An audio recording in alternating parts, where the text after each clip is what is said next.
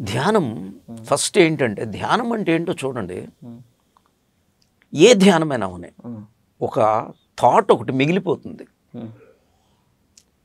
Thought మిగిలిపోతుంది ఏ ధ్యానమైనా. మీరు చేసే ఆ అల్టిమేట్గా ఆ థాట్ని కూడా వదిలితే కదా మీరు డెస్టినేషన్కి వెళ్తారు. అప్పుడు లాస్ట్కి సింగిల్ థాట్ మిగిలిపోయింది కదా సమాధిలో. సమాధి అంటే తద్ దైవ అర్ధమాత్ర నిర్భాస స్వరూప శూన్యమేవ సమాధి. ఆ శూన్యం ఏంటి? ఆ శూన్యం ఎక్కడికి వెళ్ళింది? మళ్ళీ ఆ అద్వైతమే.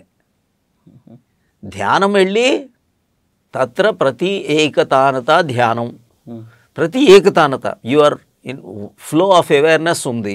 కానీ అప్పటికి కూడా ఒక ఫారెన్ పార్టికల్ మిగిలింది. ఈ ఫారెన్ కూడా తీసేస్తే నేను అనే మూలంకి వెళ్ళిపోతే అప్పుడు మిగిలింది ఏంటి? ఇంకా అక్కడికి వెళ్ళాలి. అక్కడికి వెళ్ళినంత వరకు మీరు ఇంకా లోయర్ లెవెల్లో. అంటే ధ్యానం కూడా ఎందుకు ధ్యానం చేస్తున్నాం? ఆఖరి స్టెప్ నేనే ఈశ్వరుడిని అని తెలుసుకునేదానికి.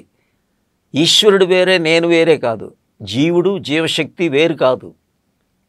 జీవశక్తి వెళ్ళి జీవుడో, లేకపోతే శక్తి వెళ్ళి శివుడితో, ఈ రెండు ఐక్యమైపోతే లాస్ట్కి మిగిలేది ఆ బిందు.